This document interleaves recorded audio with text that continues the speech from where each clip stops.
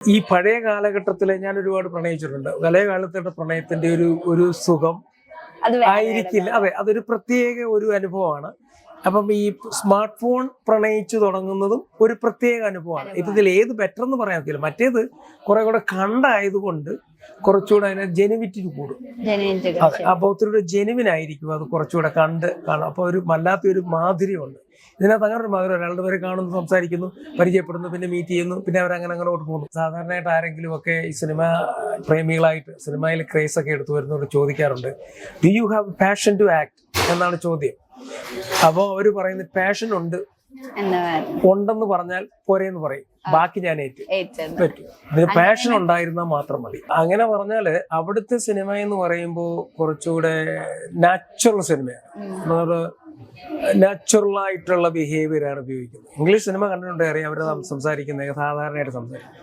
ഇവിടെ സംസാരിക്കുമ്പോൾ നമ്മൾ പേരൊന്നും ഞാൻ പറയത്തില്ല, നമ്മൾ സമയത്ത് പറയുന്നത് നമ്മുടേതായ കാര്യങ്ങളാണ് പറയുന്നത്. നമ്മുടെ സിനിമാ നടന്മാർ ചെയ്യുന്നത് ഡയറക്റ്റ് പറഞ്ഞു കൊടുക്കുന്നതായിരിക്കും.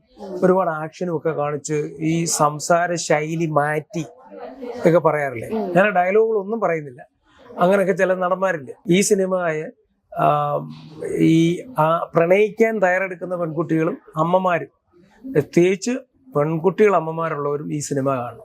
അപ്പോൾ മെയ് 2nd വീക്കിൽ, അതായത് മെയ് 10 ഉദ്ദേശിക്കുന്നത്. അപ്പോൾ അതുകൊണ്ട് തന്നെ ഈ വനിതാ തിയേറ്ററിൽ ഞങ്ങൾ പ്രൊഡ്യൂസർ ആൻഷൽ റോസ് പറഞ്ഞിരിക്കുന്നത് 100 ടിക്കറ്റ് ആദ്യം വരുന്ന അമ്മമാർക്ക് 100 ടിക്കറ്റ് ഫ്രീ ആയിട്ട് കൊടുത്തേക്കാൻ പറഞ്ഞത്. ആ മദേഴ്സ് ഡേ അല്ലേ. അതുകൂടാതെ പിന്നുള്ളതെന്ന് പറഞ്ഞാൽ സാധാരണ ഈ സിനിമയുടെ പോക്കനുസരിച്ച് റോസ് പറഞ്ഞിരിക്കുന്നത് നല്ലതുപോലെ സക്സസ്ഫുൾ ആവുകയാണെങ്കിൽ നെറ്റ് പ്രോഫിറ്റിന്റെ ഒരു വിഹിതം കേരളത്തിലെ പ്രേക്ഷകർക്ക് അറ്റ്ലീസ്റ്റ് 100 പേർക്കെങ്കിലും എത്തിക്കുമെന്നാണ്. അവർക്ക് ഈ ടിക്കറ്റിന് നമ്പർ നറുക്കെടുത്ത് അവർക്ക് ഒരു സമ്മാനം ഉണ്ടാവുന്നത്.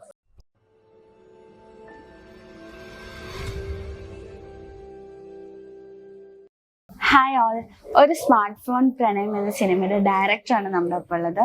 Sir, welcome. Oh, thank U.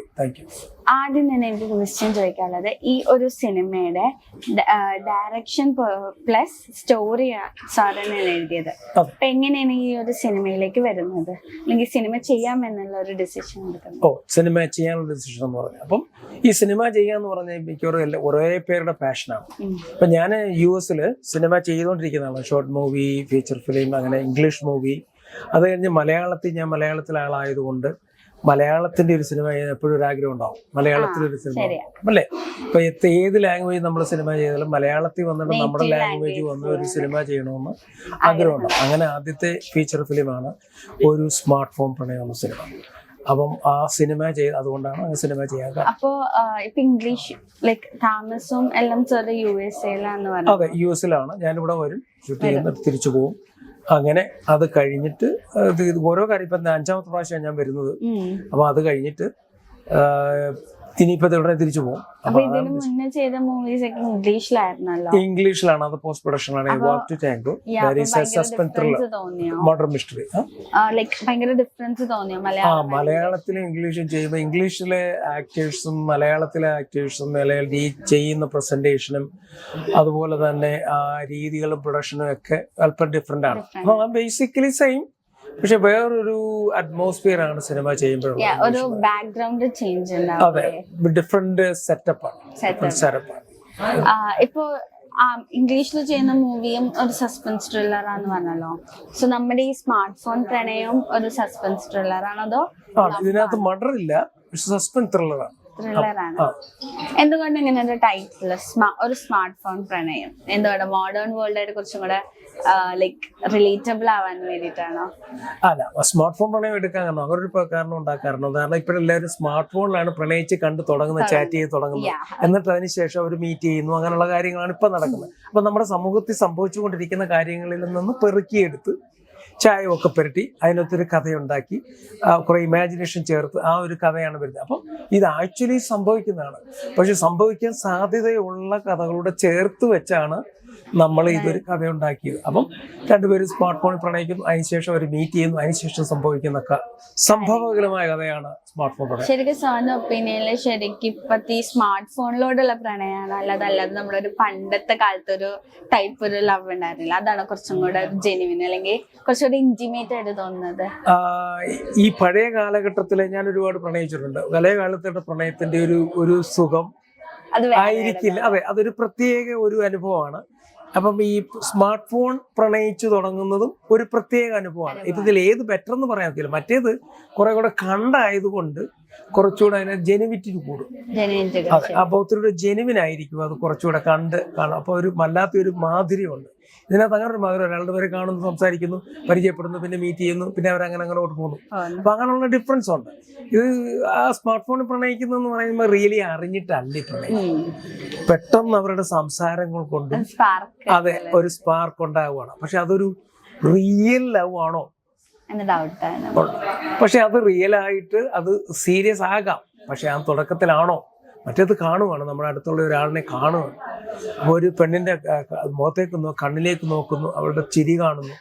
അതുപോലെ ആയിരിക്കില്ല ഇത് ചിരി നമ്മളെ ഇമോജി ആയിട്ട് അയച്ചു കൊടുക്കുകയാണ് ചിരിയും. അതെ, അപ്പൊ അത് മറ്റേത് ജെന്യുവിൻ ആയിട്ട് റിയൽ ആയിട്ട് കാണുക. അപ്പൊ അത്ര ഒരു വ്യത്യാസമുണ്ട്. ഇപ്പൊ നമ്മുടെ ഇപ്പത്തെ കാലത്താണെങ്കിലും ഈ സ്മാർട്ട് ഫോണിലൂടെ ഒരുപാട് ലവ് എന്ന രീതിയിലാണ്, അല്ലാതെ ഒരുപാട് ചീറ്റിംഗ് ഒക്കെ നടക്കാറുണ്ട്. അപ്പൊ അതെല്ലാം നമ്മുടെ അങ്ങനത്തെ സൊസൈറ്റിയിലുള്ള കുറെ ഇഷ്യൂസ് നമ്മുടെ മൂവിയിലൂടെ കൊണ്ടുവരാൻ നോക്കിയിട്ടുണ്ടോ? അതെ, അപ്പൊ ഇതിനകത്ത് ചീറ്റിംഗ് ആണ് സംഭവിക്കുന്നു എന്നുള്ളത് ഓഡിയൻസ് ആണ് അത് കാണേണ്ടത്. അപ്പൊ കണ്ടെങ്കിൽ മാത്രമേ രസമുള്ളൂ. ഇപ്പൊ ഞാനിതിപ്പോ അതെന്ത് പറയും, ചീറ്റിംഗ് ആണോ റിയൽ ആണോ എന്നുള്ളത് ഇപ്പൊ പറഞ്ഞാല് ഓഡിയൻസിന്റെ സസ്പെൻസ് ആകും. അപ്പൊ അതുകൊണ്ട് പ്രണയം തുടങ്ങുന്നത് സസ്പെൻസ്. അതുകൊണ്ടാണ് സ്മാർട്ട് ഫോൺ പ്രണയം എന്ന് തന്നെ പേരിട്ടിരിക്കുന്നത്. ഈ സ്മാർട്ട് ഫോൺ പ്രണയം കൊണ്ട് തന്നെയാണ് എൻഡ് വരെ, ക്ലൈമാക്സ് വരെ ഈ ഒരു പ്രണയം കൊണ്ടാണ് ബാക്കിയുള്ള എല്ലാ സംഭവങ്ങളും സംഭവിക്കുന്നത്. അതുകൊണ്ടാണ് ഈ പേര് തന്നെ അങ്ങനെ. എങ്ങനെയൊക്കെയാണ് ഈ ഒരു ക്യാരക്ടേഴ്സിന് ഏത് കാസ്റ്റ് വേണമെന്ന് എങ്ങനെ ഡിസൈഡ് ചെയ്തത്? അങ്ങനെ ചെയ്യുന്ന പറഞ്ഞാൽ സാധാരണയായിട്ട് ആരെങ്കിലും ഒക്കെ ഈ സിനിമ പ്രേമികളായിട്ട് സിനിമയിൽ ക്രേസ് ഒക്കെ എടുത്തു വരുന്നവർ ചോദിക്കാറുണ്ട്, do you have passion to act എന്നാണ് ചോദ്യം. അപ്പോൾ അവർ പറയുന്നത് പാഷൻ ഉണ്ടെന്ന് പറഞ്ഞാൽ പോരെന്ന് പറയും, ബാക്കി ഞാൻ പറ്റും. ഇതിന് പാഷൻ ഉണ്ടായിരുന്നാൽ മാത്രം മതി. അതെ, അങ്ങനെ തന്നെ കുറെ പുതിയ പുതിയ താരങ്ങൾ ഇതിനകത്ത് ജൂനിയർ ആർട്ടിസ്റ്റിനെ എടുത്തിട്ട് അവര് ലീഡ് റോൾ കൊടുത്തിട്ടുണ്ട്. കാരണം അവർക്ക് പാഷൻ ഉണ്ടായിരുന്നു, അവരെ കൊണ്ട് അത് ചെയ്തു, ഒരു ബെസ്റ്റായിട്ട് ചെയ്തിട്ടുണ്ട്. അവരുടെ എബിലിറ്റി അനുസരിച്ച് ഒന്നും പെർഫെക്റ്റ് അല്ല, പക്ഷെ വളരെ ഭംഗിയായിട്ട് അവർ ചെയ്തു. അതെ, ഞാൻ ഇതിന്റെ പാട്ടുകൾ എഴുതിയതും ട്യൂൺ ചെയ്തതും ഞാൻ തന്നെയാണ്. പ്രശാന്ത് മോഹനെ കൊടുത്തു, അയാൾ മോഡിഫൈ ചെയ്തു, അതേ മോഡിഫൈ ചെയ്തു. പാട്ടുകൾ 2 പാട്ടുകൾ, 4 പാട്ടുകളാണ്. ഒന്ന് ഫുൾ ഇംഗ്ലീഷ് പാട്ട്, അത് ന്യൂയോർക്ക് സിറ്റി വെച്ചെടുക്കുന്ന ആ ഒരു സീനാണ്. അതിനകത്ത് ഞാനും എൻ്റെ പ്രൊഡ്യൂസറും ഉണ്ടാവും. അതിനകത്ത് വെച്ച് 2-3 ഡയലോഗുകളുണ്ട്. അപ്പോൾ അതിനകത്ത് ഞാൻ വിദേശത്ത് പോയി, ഇവിടുന്ന് ജോലി ചെയ്യുന്ന ആൾ വിദേശത്ത് പോകുമ്പോൾ സൈബർ ക്രൈം സ്പെഷ്യലിസ്റ്റാണ് ഞാൻ അഭിനയിക്കുന്നത്. അപ്പോൾ അവിടെ ചെന്നും ഞാൻ എല്ലാ സിനിമകളിലും ഞാൻ തന്നെ അഭിനയിക്കുന്നുണ്ട്. അപ്പോൾ അതിനകത്ത് ഞാൻ ആ സീൻ ചെയ്യുന്നത്, നമ്മളൊരു പാർട്ടിക്ക് പോയാലും പ്രൊഡ്യൂസറാണ് പറയുന്നത്, ഈ ഒരു നമ്മൾ വെക്കേഷൻ വന്ന സമയത്ത് എന്തിന് ജോലി ചെയ്യാൻ പോകുന്നു, കേരളത്തിൽ നിന്നുള്ള ജോലി പറഞ്ഞ് ഓരോ കാര്യത്തിനും ചില ജോലികൾ നമ്മളെടുക്കുമ്പോൾ അതിന്റെ കമ്മിറ്റ്മെന്റ് ഉണ്ട്. അത് പാർട്ടി എന്നുള്ളതല്ല നമ്മുടെ പ്രധാന. അതും ഒരു മെസ്സേജ് നമ്മൾ കൊടുക്കുവാണ്. അപ്പൊ ആ സമയത്ത് ഞങ്ങൾ അഭിനയിച്ചിട്ടുണ്ട്. അപ്പൊ പ്രൊഡ്യൂസർ എന്ന് പറഞ്ഞാൽ ആൻഷർ റോസ് ആണ്. She is so passionate about making movies. അപ്പൊ അതുകൊണ്ട് അങ്ങനെ അവിടുത്തെ സീനിലും ഞാൻ അങ്ങനെ ചെയ്തു. ഇപ്പൊ സാറ് ഈ ഒരു മൂവി എടുത്താലും ഓൾറൗണ്ടർ ആണ്, ഞാൻ ഇംഗ്ലീഷിലും മൂവി റൈറ്റ് ചെയ്താണ്. സോങ് വേണം, പാടാറുണ്ട്. ഇതിനകത്ത് 4 പാട്ട് പറഞ്ഞ 4 ഉണ്ട്. 1 English full, 1 English Malayalam, 1 2 Malayalam പാട്ടുകൾ ഇവിടെ ചെയ്തത്. അതിനകത്ത് വിനീത് ശ്രീനിവാസന് ആരതിപ്പൊടിയുടെ ഫസ്റ്റ് പാട്ടാണ്. മൃദുല വാര്യർ, ശ്രീകാന്ത് ഹരിഹരൻ. അപ്പം അങ്ങനെ ഇത്രയും പേരാണ്. പിന്നെ അവിടെ പാടി നീന മാർട്ടീനസ്, അസിൻ ഫഹിമി, അത് ഇറാൻകാരും അമേരിക്കക്കാരും പാട്ടാണ്. എന്നിട്ട് അതിനോടൊപ്പം പാടിയിരിക്കുന്നത് ഞാൻ. അതൊരു പാർട്ടി സിറ്റുവേഷനിൽ ആ സിനിമയിലുണ്ട്. ആ പാർട്ടിയിലാണ് ട്രെയിനിങ് പോയിന്റ് ഉണ്ടാകുന്നത്. പാർട്ടി നടക്കുമ്പോൾ, ബാച്ചലർ പാർട്ടി നടക്കുമ്പോഴാണ് ട്രെയിനിങ് പോയിന്റ് ഉണ്ടാകുന്നത്. ആ ട്രെയിനിങ് പോയിന്റ് ആണ് സിനിമയുടെ മൊത്തത്തിലുള്ള ഒരു കവറപ്പ് വരുന്നത്. അവിടെ പാടുന്ന ഒരു പാട്ടാണ്. ആ പാട്ട് വരും. അത് ഇംഗ്ലീഷ് മലയാളം. അവൾ കൊച്ച് ഇംഗ്ലീഷ് പറയുന്നു, ഞാൻ മലയാളം. അപ്പൊ ഈ ഒരു മലയാളത്തിലോട്ട് വന്നിട്ട് ലൈക്ക് ഇടക്ക് US ഇടക്ക് വരുന്നു, അങ്ങനെ ഡയറക്ഷൻ അങ്ങനെയല്ല ചെയ്യണം. അപ്പൊ എന്തൊക്കെയാണ് ഈ ഒരു മൂവി ഇങ്ങനെ ഫൈനൽ ഔട്ട്പുട്ട് ഇട്ട് അങ്ങനെ എന്തൊക്കെ ചാലഞ്ചസ് ഒക്കെയാണ് ഫേസ് ചെയ്തത്?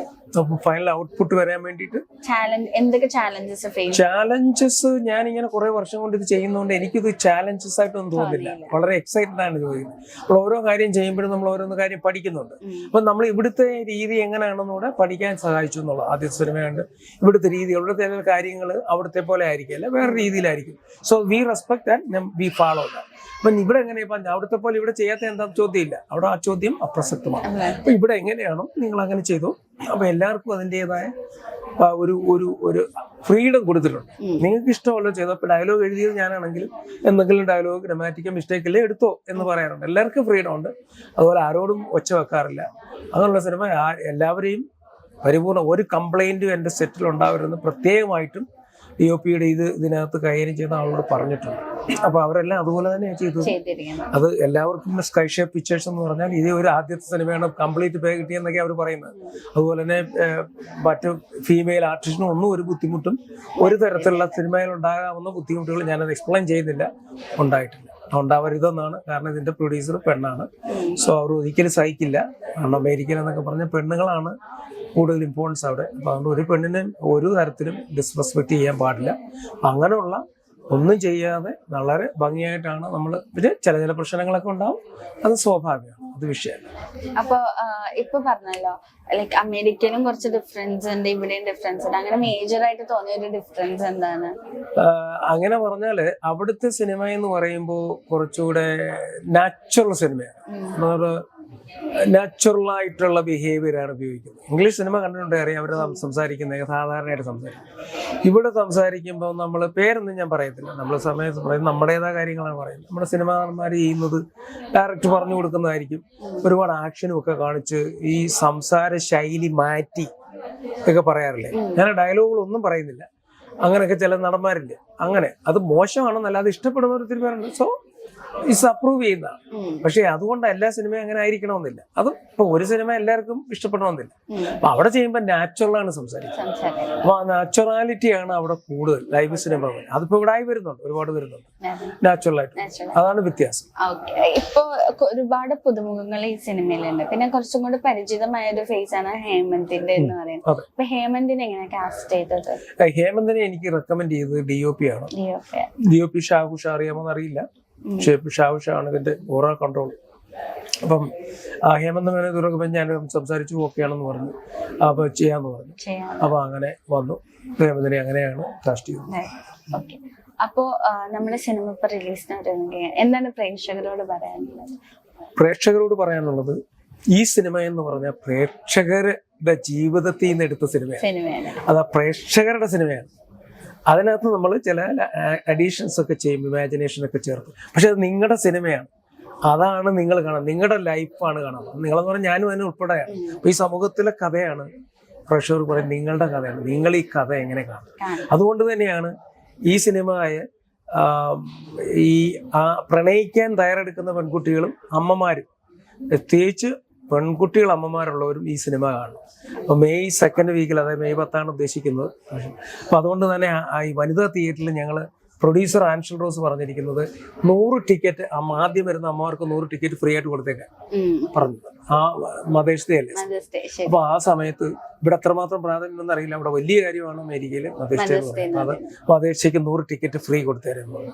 ആദ്യം വരുന്ന 100 അമ്മമാർക്ക് സിനിമ കാണാൻ വരുന്നത് ഫ്രീ ടിക്കറ്റ് അങ്ങനെ പറഞ്ഞിട്ടുണ്ട്. അതുകൂടാതെ പിന്നുള്ളതെന്ന് പറഞ്ഞാൽ സാധാരണ ഈ സിനിമയുടെ പോക്കനുസരിച്ച് റോസ് പറഞ്ഞിരിക്കുന്നത്, നല്ലതുപോലെ സക്സസ്ഫുൾ ആവുകയാണെങ്കിൽ നെറ്റ് പ്രോഫിറ്റിന്റെ ഒരു വിഹിതം കേരളത്തിലെ പ്രേക്ഷകർക്ക് അറ്റ്ലീസ്റ്റ് 100 പേർക്കെങ്കിലും എത്തിക്കുമെന്നാണ്. അവർക്ക് ഈ ടിക്കറ്റിന് നമ്പർ നറുക്കെടുത്ത് അവർക്ക് ഒരു സമ്മാനം ഉണ്ടാവുന്നത്. അത് 100, ചിലപ്പോൾ 1000 ആവും, ഇപ്പം അറിയത്തില്ല. ഇതിൻ്റെ പോക്കനുസരിച്ചാണ്, എത്ര ഇൻകമാണ് വരുന്നതനുസരിച്ചാണ്. ഇപ്പം പറഞ്ഞല്ലോ, ഇതൊരു പാഷൻ അല്ല. അത് ഒരുപാട് കോടികൾ ഉണ്ടാക്കി, ഞങ്ങൾ 20 കോടി ഉണ്ടാക്കി, 50 കോടി ഉണ്ടാക്കി, 100 കോടി ഉണ്ടാക്കി എന്ന് ഉണ്ടല്ലോ. പോസ്റ്റ് ചെയ്യാതെ എന്തുകൊണ്ട് പ്രേക്ഷകർ പ്രയാസപ്പെട്ട് സിനിമ കാശൊക്കെ ഉണ്ടാക്കി സിനിമ കാണാൻ പോകുമ്പോൾ അവർക്ക് കുറെ പേർക്ക് ഒരു അപ്രീഷിയേഷൻ എന്ന നിലയിൽ കുറെ ഒരു ക്രെഡിറ്റ് നിങ്ങളെ അപ്രീഷിയേറ്റ് ചെയ്യുന്നു. അല്ലാതെ ഒരു പ്രൊമോഷന്റെ ഭാഗമല്ലത്. നിങ്ങളെ അപ്രീഷിയേറ്റ് ചെയ്യും, നിങ്ങൾ സിനിമ കാണാൻ പോകും. അപ്പൊ അതിനകത്ത് ഈ സിനിമ കാണാൻ ഒരുപാട് പേരുണ്ടെങ്കിൽ മാത്രമേ ആ ലെവൽ നമ്മൾ എത്തുള്ളൂ. ഇപ്പൊ ഇത്ര കോടികൾ ഉണ്ടാക്കുമ്പം 30% പ്രൊഡ്യൂസർക്ക് കിട്ടുന്നത്, ബാക്കിയെല്ലാം എക്സ്പെൻസാണ്. അപ്പൊ 30% ഒരു പെർസെൻറ്റേജ് ആണ് ഈ നമ്പർ നറുക്കരുത് 100 അതിൽ കൂടുതലോ ആളുകൾക്ക് കൊടുക്കും. ഇത് അങ്ങനെ നേരത്തെ സംഭവിച്ചിട്ടുണ്ടോ എന്ന് എനിക്കറിയില്ല. പക്ഷെ ഇത് ഞങ്ങളുടെ ഒരു അപ്രീസിയേഷനാണ്. പ്രൊഡ്യൂസറിന്റെ അപ്രീസിയേഷൻ, എൻ്റെ അല്ല, പ്രൊഡ്യൂസറിന്റെ അപ്രീസിയേഷൻ, ആൻഷൂറോസിന്റെ അപ്രീസിയേഷൻ കൊടുക്കാൻ ആഗ്രഹിക്കുന്നു. അപ്പൊ അവര് നമ്പർ കീപ്പ് ചെയ്യണം. അവരുടെ നമ്പറുടെ കൗണ്ടർ പോയിൽ ഈ വാങ്ങിക്കുന്നവർ കീപ്പ് ചെയ്തിരിക്കും. കാരണം അത് നിങ്ങൾക്ക് ഇത് അടിക്കുമ്പോൾ 500 ചിലപ്പോൾ 1000 ആയിരിക്കും എന്തുവാണെങ്കിലും ആ ടിക്കറ്റ് കാണിച്ചെങ്കിൽ മാത്രമേ അത് പ്രൈസ് ക്ലെയിം ചെയ്യാൻ പറ്റൂ. ഈ പറഞ്ഞത് എല്ലാരും നോട്ട് ചെയ്ത് വെച്ച് ഇങ്ങനെ ഒരു സമ്മാനങ്ങൾ നമുക്ക് ഉണ്ടാകാൻ സാധ്യതയുണ്ട് എന്നുള്ള. അപ്പൊ അതിന്റെ പോക്കനുസരിച്ചാണ്, ഒന്നും ഗ്യാരണ്ടിയാണ്. പക്ഷെ അത് ലാഭകരമാകും എന്നാണ് വിശ്വാസം. അതെ, അപ്പൊ അതിനനുസരിച്ചാണ് ആളുകൾ കൂടുതൽ പോകുന്നത്. എന്തായാലും കേരളത്തിലുള്ള മലയാളികൾക്ക് ഒരു അപ്രീഷിയേഷൻ ഉണ്ടാവും. അത് 100 ചിലപ്പോൾ ആകാം, 200 ആകാം, 500 ആകാം. അപ്പൊ നമുക്ക് പറയാൻ പറ്റുന്നില്ല എത്രയാണ്, എങ്ങനെയാ അതിന്റെ പോക്കെന്ന്. അപ്പൊ പറഞ്ഞ പോലെ തന്നെ ഈ പടം ഭയങ്കരമായിട്ട് വിജയകരമായിട്ട് ആശംസിക്കുന്നു. മലയാളത്തിലെ പടങ്ങൾ ചെയ്യട്ടെ. ഞങ്ങളിപ്പോ പല സിനിമകൾ, ഇപ്പൊ 5 സിനിമയാണ് ചെയ്തിരിക്കുന്നത്, പ്ലാൻ ചെയ്യുന്നത്. അടുത്ത 24-25 5 സിനിമകളാണ് ചെയ്യുന്നത്. അപ്പൊ ഒരു നല്ലൊരു എമൗണ്ട് ആവും. അത് ചിലതൊക്കെ ആൻഷർ റൂസ് തന്നെ പ്രൊഡ്യൂസ് ചെയ്യാൻ പറഞ്ഞിട്ടുണ്ട്. പക്ഷെ ഇത് ഒരു ആദ്യത്തെ സിനിമയായിട്ട് ഇത് എങ്ങനെയാണ് ഇതിന്റെ പോക്ക്, കാര്യങ്ങളൊക്കെ ഒന്ന് മനസ്സിലാക്കണം. അതിന് ശേഷമാണ് ഞങ്ങൾ ഓരോന്നും ചെയ്യാൻ പോകുന്നത്. അപ്പം അടുത്ത 10 വർഷത്തേക്ക് 20-40 മൂവിയാണ് ഞങ്ങൾ കൈഷപ്പിച്ച് ചെയ്യാനായിരിക്കും. അതുകൊണ്ട് ഞങ്ങൾക്ക് 2000 ആർട്ടിസ്റ്റിനെയാണ് വേണ്ടുന്നത്. അപ്പം ഈ ഇൻട്രസ്റ്റ് ഉള്ളവർക്ക് skyshare.productions@gmail.com അവരുടെ പ്രൊഫൈൽ അയക്കാവുന്നതാണ്. skyshare.productions@gmail.com ആർക്ക് വേണമെങ്കിലും അയക്കാൻ, പ്രായമൊന്നുമില്ല, ആർക്ക് വേണമെങ്കിലും. 2000 ആർട്ടിസ്റ്റിനെ ഞങ്ങൾക്ക്, ജൂനിയറിനും സീനിയർ ആയിട്ടുള്ള ആർട്ടിസ്റ്റിനെ ഞങ്ങൾ നേരിട്ട് കോൺടാക്ട് ചെയ്യാറുണ്ട്. ജൂനിയർ ആർട്ടിസ്റ്റ് ഞങ്ങൾക്ക് വേണം. അപ്പൊ അങ്ങനെ ഒരു സിനിമ വരുന്നുണ്ട്. സിനിമ നല്ലതായിരിക്കും. ആർക്ക് വേണമെങ്കിലും അതിനകത്ത് അവർക്ക് ചെയ്യാവുന്നതാണ്. അതെ, എല്ലാവർക്കും അവസരം. മലയാളിക്ക് മൊത്തത്തിലുള്ള അവസരമാണ്. അപ്പൊ 20-40 വരെ മൂവി എന്ന് പറയുമ്പോൾ അത്രമാത്രം പണമാണ് നമ്മുടെ കേരളത്തിലേക്ക് വരുന്നത്. അപ്പൊ അതിനനുസരിച്ച് നിങ്ങൾ തയ്യാറായാൽ റെഡി, തയ്യാറല്ലെങ്കിൽ പിന്നെ നമുക്ക് വിഷയമില്ല.